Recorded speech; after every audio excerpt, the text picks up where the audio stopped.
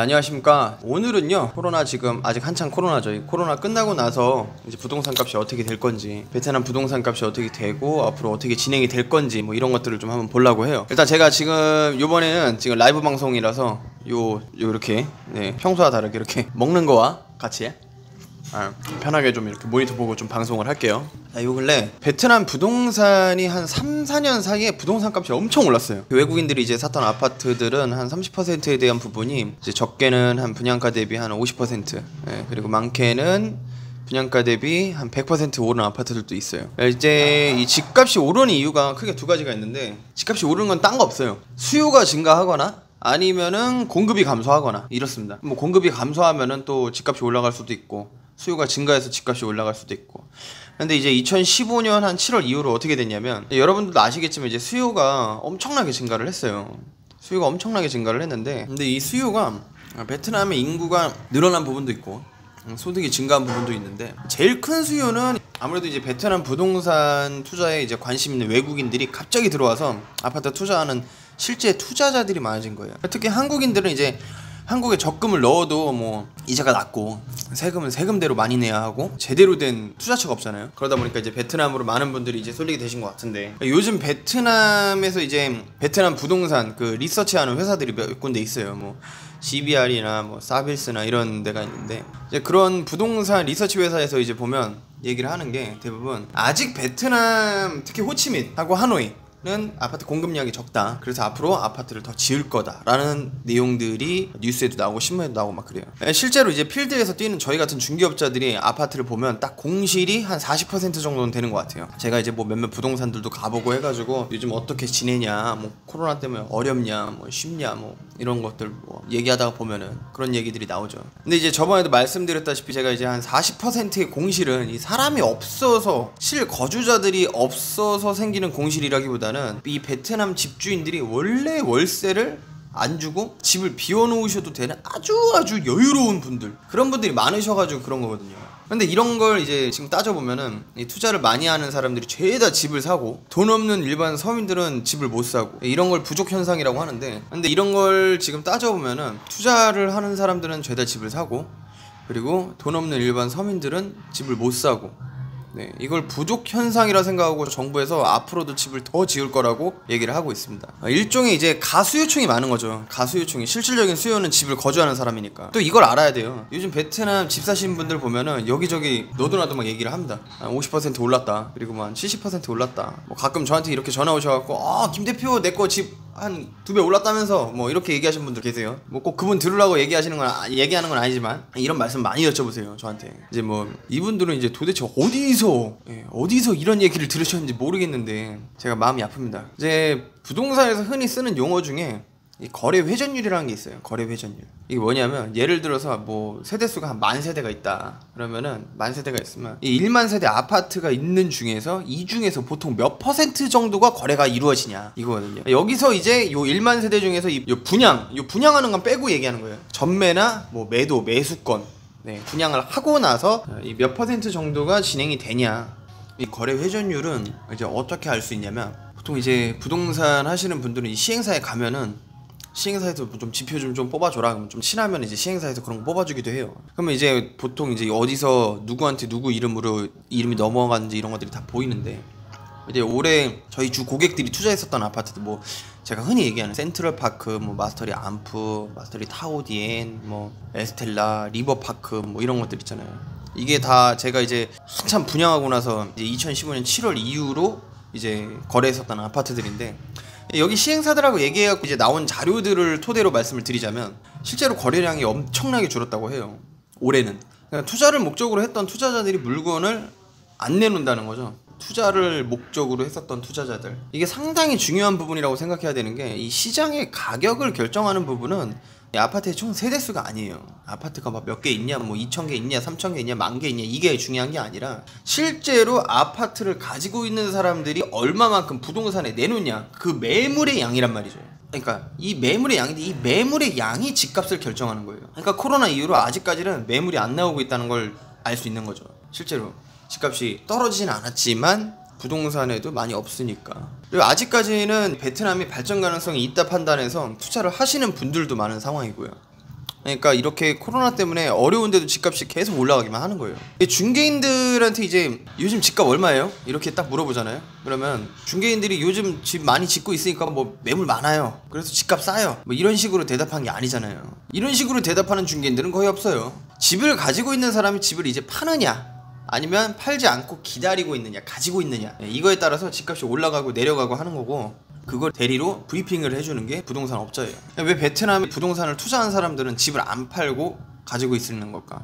자, 이게 왜 베트남에 부동산을 투자한 사람들은 왜 집을 안 팔고 가지고 있을까요? 자, 이제 당연히 이제 코로나가 좀만 지나가면은 한 10년 정도 바라보고 샀으니까 그때쯤 되면 집값이 올라갈 거라 생각하는 거죠. 그리고 이제 분양하면서 분양하는 상품은 별로 없고, 뭐 분양하는 상품이 많은데 실제로 외국인들이 투자해가지고 한 10년 정도 뒤에 딱 올라가고 임대 수익도 좀 나오고 이런 아파트들은 별로 없어요, 지금 상황에. 그리고 투자자들은 계속 몰려오고, 베트남 부동산이 집값이 안 올라갈 수가 없는 거예요. 지금 수요는 계속 있어요. 수요는 조금씩 있는데 공급이 별로 없는 거죠, 지금 상황에서. 왜냐? 투자자들이 계속 사니까. 근데 이게 마냥 계속 이렇게 오르면 로또죠. 계속 올라가면 로또예요. 근데 그러지 않다는 거죠. 부동산이란 건 언젠간 또 올라갔다가 내려가는 시기가 있습니다. 물론 다시 올라가는 시기도 있지만, 제가 1년에 상담을 한 보통 2,000명 정도 해요. 하루에 한 명 오는 사람도 있고, 뭐 한 번에 뭐 4명씩 오시는 분들도 계시고. 일요일은 일을 안 하는데 한 번에 한 1년 대충 보니까 한 상담을 한 2,000명 정도 하는 것 같아요. 전화로 상담하시는 분들도 계시고. 뭐 예전이랑 이제 지금이랑 이제 질문하시는 부분들이 많이 달라요.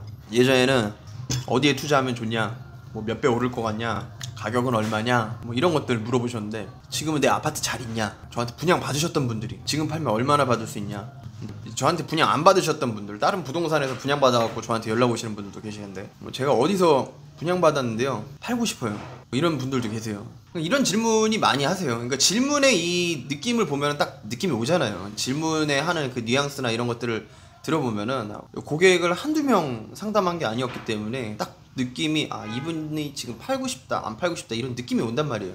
지금 많은 분들이 굉장히 불안한 감정을 많이 느끼고 계세요, 예전이랑 다르게. 그러니까 왜 이런 현상이 일어나게 되는 거냐면, 일단 코로나 때문에 한동안 베트남하고 한국하고 안 좋은 감정들이 되게 많았었잖아요. 베트남에서 빵 조각 줬다 하고, 반미 빵 조각 줬다 하고, 막 비행기 돌려보내고 뭐 이런 것들이 있었잖아요. 그때 당시에 이제 많은 분들이 공산국가, 베트남이 공산국가라서 이렇구나 라는 그런 얘기들을 많이 했었어요. 역시 공산국가답고 본인들만 생각하는 베트남, 이런 얘기를 굉장히 많이 하셨어요. 그러면서 투자자들이 생각하시는 분들이, 물론 여유 진짜 많으신 분들은 이런 생각 잘 안 하시는데, 어느 정도 뭐 한 자본이 1억에서 10억대 계시는 분들은, 참고로 1억에서 10억대 자본을 가지고 계시는 분들은 저희 고객들 중에서는 제일 많은 비율을 차지하고 계시지만 제일 자본금이 적은 거예요, 1억에서 10억대는. 왜냐하면은 베트남이라는 나라가 대출이 없이 현금으로 투자하시는 분들이라서 1억에서 10억대 자본을 가지고, 자산을 가지고 계시는 분들은 거의 90% 이상입니다, 저희 고객들 중에서. 그리고 이제 한 10억에서 100억대가 9%? 100명에 한 9명 정도? 그리고 100억에서 1000억대가 한 10분?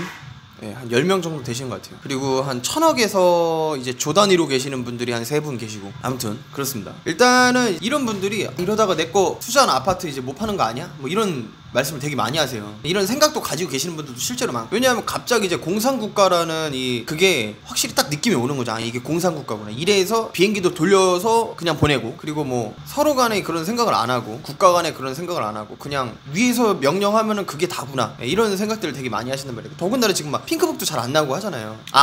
핑크북은 지금 이제 호치민도 이제 신청 들어갔어요. 외국인들도 이제 신청 들어갔어요. 다 들어간 건 아니고, 제가 얼마 전에 하나 했었던 거 하나 들어갔고, 비놈 센트럴파크 이제 핑크북 신청 한두 명씩 들어가는 것 같더라고요. 그러면서 이걸 그냥 처분할까? 이런 생각을 하시는 분들이 한둘이 아니라 대다수가, 이런 분들이 굉장히 많아지신 것을 느끼고 있습니다. 이제 코로나가 끝나면 이제 외국인들이 다시 들어올 거고, 들어오겠죠. 뭐 여행으로 안 들어오신다는 분들도 있겠지만, 뭐 베트남 싫어서 안 오신다는 분들도 계시겠지만, 실제로 다 옵니다. 제가 보니까 저기 일본하고 한국하고 안 좋았을 때도 일본 비행기 값 싸졌다고 공항에 가면 죄다 한국인이었어요. 그러니까 베트남도 분명히 오실 분들은 오세요. 그러니까 그런 거는 크게 상관 안 하는데, 일단 외국인들이 들어오면은 보면은 부동산 값이 다시 뛸 거다.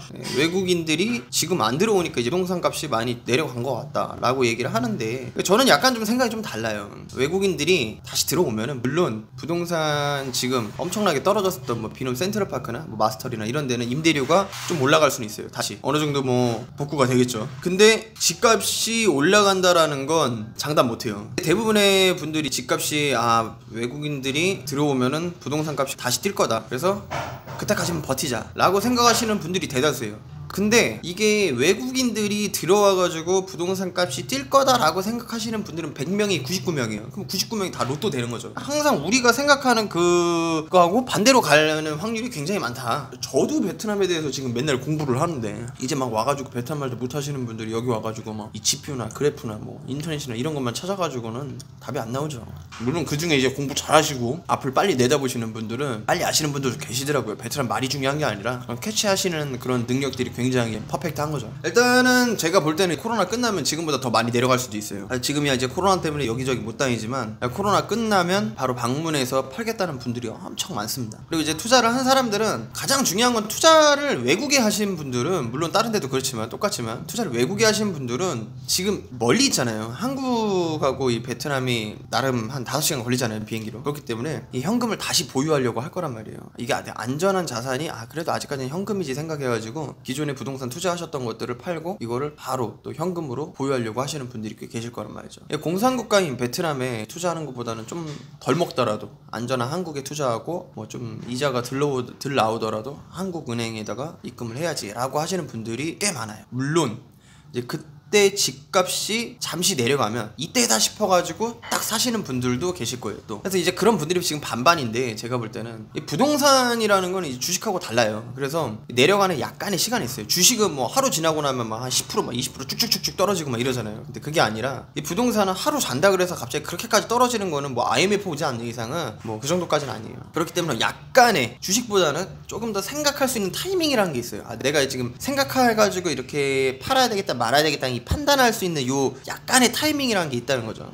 근데 이제 부동산 가격이라는 게 수요가 없다 그래서 갑자기 떨어지지 않아요, 집값이.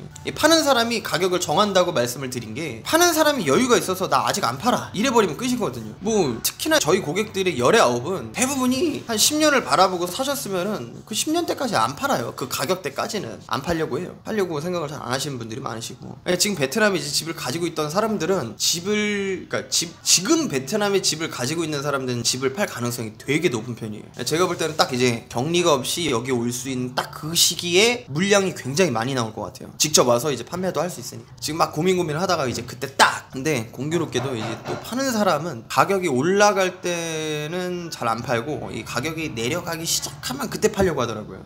이게 쫙 했을 때 여기서 팔아야 되는데 여기 딱 정점 찍고 여기서 딱 내려갈 때 여기서부터 팔기 시작해. 대부분 파는 분들이 그래요. 그럼 이제 요즘 베트남 그 뉴스나 신문 같은 거 보면 이제 가격이 엄청 올라가고 있다, 베트남 부동산은 뭐 코로나 영향을 안 받는다라는 내용의 기사들이 굉장히 많은데, 어떻게 생각하세요? 그게 다 진짜일 것 같아요? 진짜일 리가 없죠. 자, 일단 좋은 것만 쓰고 보는 거예요. 근데 이제 해외 투자자들이 안 빠질 거라 생각하는 거죠. 근데 이제 그거 끝나고 이제 매물이 엄청나게 나오고 이제 집값이 내려가는 건 길어야 1년이고 짧으면 한 3개월?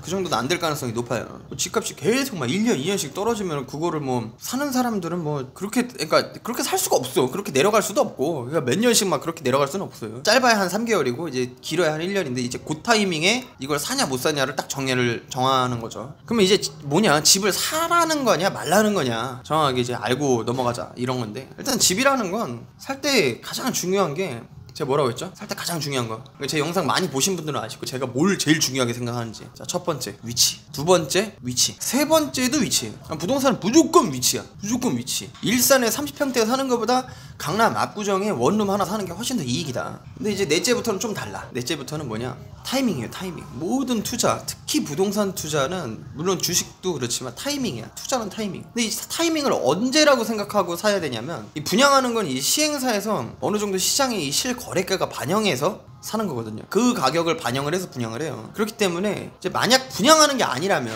집값이 떨어질 때 사면 되는 거예요. 근데 그걸 어떻게 할 수 있냐? 일단 지금 한국이나 다른 외국인들이 이제 대부분 코로나 때문에 이제 상당히 힘들어요. 그러다가 이제 해외에 있는 집을 가지고 있는 게 무리수가 될 때가 분명히 온단 말이죠. 지금까지는 그래도 버티시는 분들은 버티세요. 원래 여유 있었던 분들이 사셨기 때문에 어느 정도 시점까지는 버틴단 말이에요. 근데 그때 그 무리수가 될 때가 분명히 온단 말이야. 아, 내가 이것도 막아보고 저것도 해보고 해봤는데 안 돼. 그때 물량이 한 번에 나오는 시기가 분명히 있습니다. 그때 사면 되는 거예요. 그때. 근데 그런 걸 한국에서는 인터넷 몇 번 보다가 보면 이제 뭐 실거래가라는 그런 사이트들이 있잖아요. 사이트로 이제 실거래가라는 게 조회가 되잖아요. 근데 이제 그런 게 딱 찾기가 쉬운데 이 베트남은 그런 게 없어요. 그런 게 잘 안 나와 있다 보니까 그때 딱 해야 될 게 뭐냐? 부동산에 연락을 하는 거예요. 여기저기 부동산에 연락을 해 일단. 그런 다음에 이렇게 물어보는 거야. 어디 사야 돼요? 요즘 뭐가 좋아요? 뭐 집값 내려갔어요? 집값 올라갔어요? 이런 쓸데없는 거 물어보지 말고 이런 건 물어보는 게 아니에요. 이런 건 물어보는 게 아니고 요즘 매물이 많은지 없는지를 확인해야 됩니다. 요즘 매물이 많은지 없는지 딱 물어봤는데 사장님 요즘 부동산 매물 어때요? 좀 많이 나오나요? 이렇게 딱 물어봐요. 그랬는데 부동산에서 요즘 매물 별로 없어요. 이러면 아직 집값이 안 떨어진 거예요. 왜냐? 집값이 떨어지려면은 공급이 많이 나와야 되거든. 근데 매물이 없다는 거는 공급이 안 나온다는 소리란 말이야. 그러면은 집값이 안 떨어진 거죠.